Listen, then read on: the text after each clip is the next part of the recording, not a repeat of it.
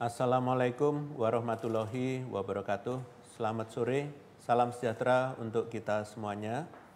Untuk membuka sesi paparan hari ini, akan saya sampaikan bahwa hasil whole genome sequencing yang dilakukan pekan ini mencatatkan 3 kasus positif Omikron baru di Indonesia, yaitu 1 WNI dengan asal kedatangan dari Malaysia, dan 2 WNI dengan asal kedatangan dari Kongo. Sehingga sampai dengan hari ini terdapat 8 kasus positif varian Omikron tersebut. Meninjau hal tersebut, maka pemerintah akan semakin memperketat di pintu masuk negara, baik masuk pintu darat, laut, maupun udara. Perlu diketahui bersama bahwa seluruh kasus Omikron yang terjaring saat ini ditemukan dari pelaku perjalanan luar negeri yang masuk melalui pintu udara.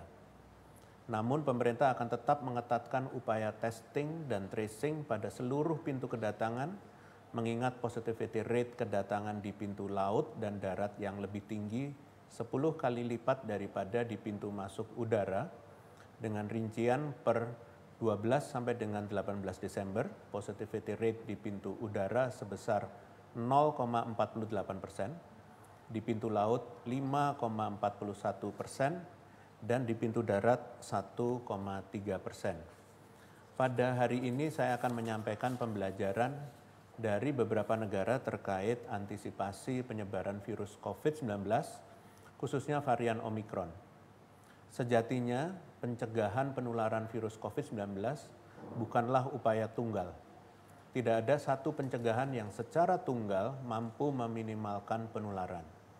Seperti yang kita ketahui, kasus Omikron di berbagai negara semakin meningkat jumlahnya. Meskipun demikian, hasil saat ini laporan dari berbagai sumber seperti WHO, CDC, dan penerbit ilmiah Nature menyebutkan karakteristik varian ini masih belum dapat disimpulkan. Data-data awal menunjukkan adanya kecenderungan gejala yang lebih ringan pada varian Omikron, namun data ini belum cukup untuk dijadikan kesimpulan. Begitu pula dengan lama penyakit, pengaruhnya pada kekebalan tubuh baik dari penularan maupun vaksinasi, serta pengaruhnya terhadap deteksi dengan alat uji diagnostik. Di antara berbagai negara yang sudah melaporkan adanya kasus Omikron, Amerika Serikat, Norwegia, dan Korea Selatan merupakan 3 negara yang telah melaporkan temuan kasus varian ini ketika kasus positif dan kematiannya mengalami kenaikan yang cukup signifikan.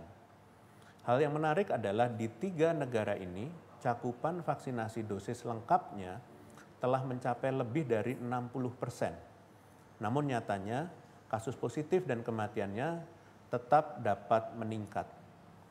Pertama adalah Amerika Serikat. Ternyata di Amerika Serikat, cakupan vaksin dosis lengkap yang telah mencapai 61% ini tidak dibarengi dengan pengaturan pada kegiatan masyarakat. Mobilitas dan perjalanan antar negara yang terus meningkat, kegiatan berkumpul baik di tempat umum maupun pemukiman selama periode Thanksgiving dan menjelang Natal serta Tahun Baru menyebabkan penularannya meningkat. Ditambah lagi, penggunaan masker sudah tidak menjadi kewajiban sejak lama dan pengawasan protokol kesehatan lainnya juga tidak dilakukan dengan ketat. Selanjutnya adalah Norwegia. Norwegia adalah satu dari sekian negara di Eropa dengan kasus Omikron yang terus mengalami peningkatan tajam. Padahal vaksin dosis lengkap di Norwegia telah mencapai 71,45%. Nyatanya, kasus positif yang meningkat ini juga dibarengi dengan kematian yang meningkat. Hal ini dapat disebabkan penularan Omikron yang semakin meluas di tengah masyarakat akibat masifnya kegiatan pesta menjelang Natal dan Tahun Baru, kegiatan belajar mengajar di sekolah, serta penerapan protokol kesehatan terutama penggunaan masker yang lengah. Ditambah lagi, perjalanan dari dan ke sesama negara Eropa yang tinggi tidak dibarengi dengan peraturan ketat terhadap syarat perjalanan. Hal ini disebabkan letak geografis negara-negara tersebut yang berada dalam satu daratan serta tingginya ketergantungan antar negara, sehingga lebih sulit untuk menerapkan kebijakan perjalanan seperti testing dan karantina. Terakhir adalah Korea Selatan. Korea Selatan menjadi salah satu negara Asia dengan vaksinasi dosis lengkap tertinggi, yaitu mencapai lebih dari 80% populasi.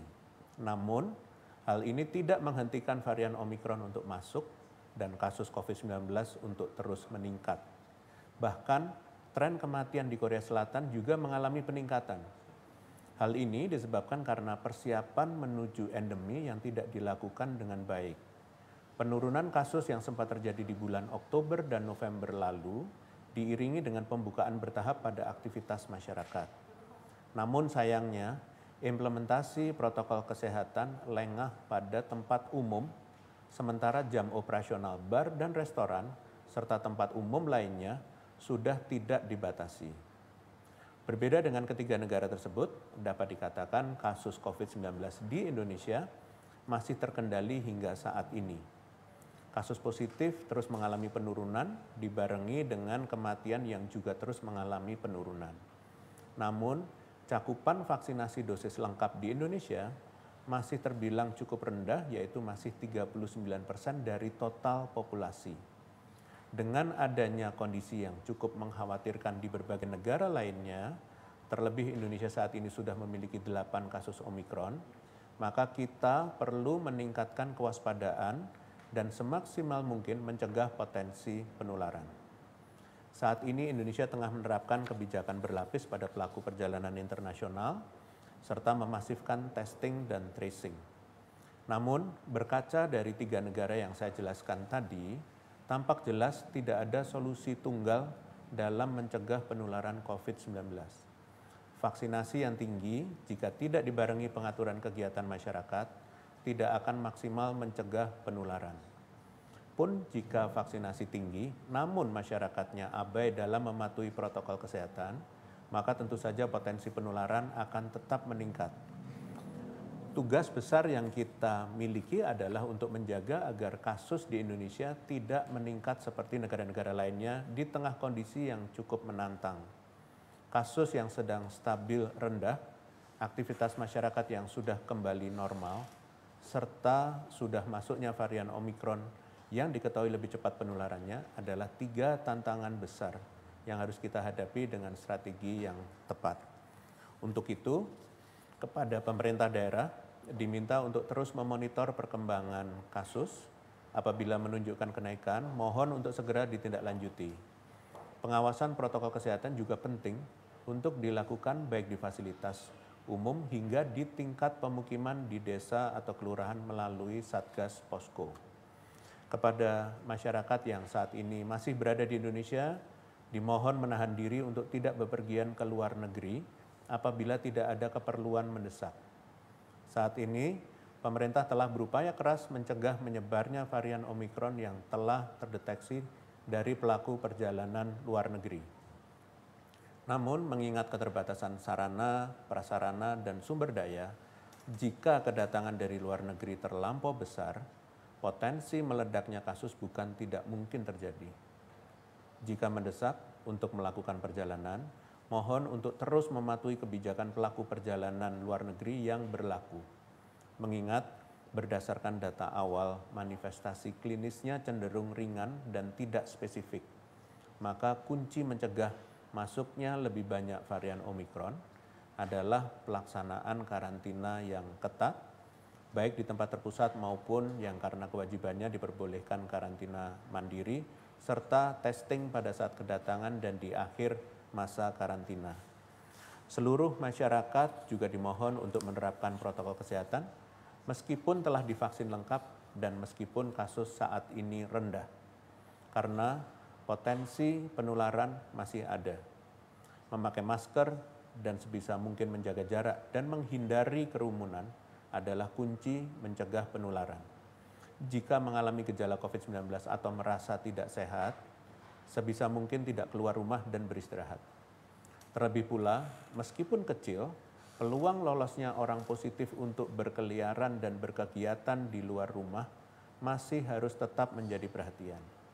Ketidakpatuhan protokol kesehatan dan mobilitas yang tidak terkendali merupakan situasi yang mendukung kasus termasuk Omikron untuk semakin meluas dan berpotensi menimbulkan lonjakan di lokasi lainnya. Kepada pemerintah untuk terus meningkatkan cakupan vaksinasi COVID-19, utamanya dosis lengkap, untuk memaksimalkan proteksi pada masyarakat. Selain itu, terus tingkatkan testing dan tracing pada kasus COVID-19, serta monitor hasil whole genome sequencing pada pelaku perjalanan luar negeri untuk deteksi dini kasus Omikron dan mencegah semakin meluasnya di tengah masyarakat. Seiring dengan pembelajaran yang selalu pemerintah pantau dari berbagai negara, pemerintah terus mempraktikkan hasil pembelajaran berkelanjutan, termasuk memastikan fasilitas karantina bagi pelaku perjalanan luar negeri tersedia dengan cukup.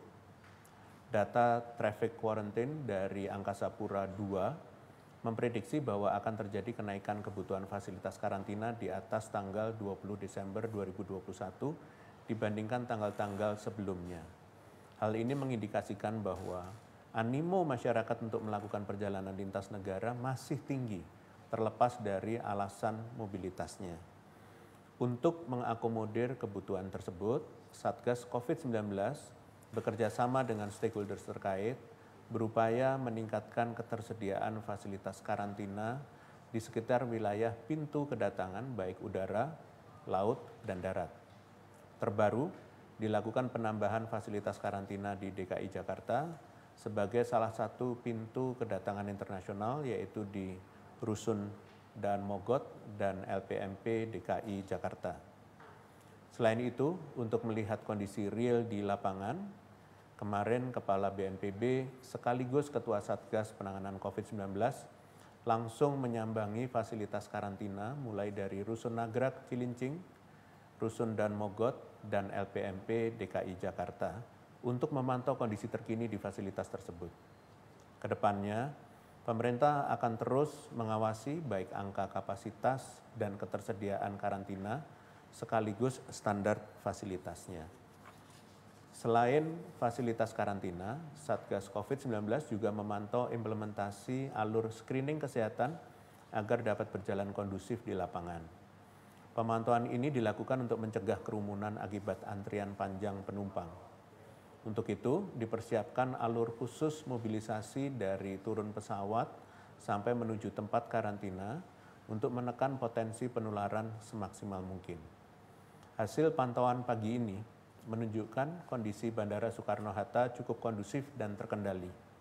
Walau begitu, pemerintah tetap menghimbau masyarakat untuk tidak bepergian ke luar negeri jika tidak mendesak. Jika hendak melakukan wisata, maka sebaiknya memanfaatkan objek wisata di dalam negeri dan tetap disiplin protokol kesehatan. Selanjutnya, menjelang perayaan Hari Natal tahun 2021, saya akan menjelaskan bagaimana kolaborasi yang dapat dilakukan dalam pencegahan dan penanggulangan COVID-19 saat pelaksanaan ibadah Natal.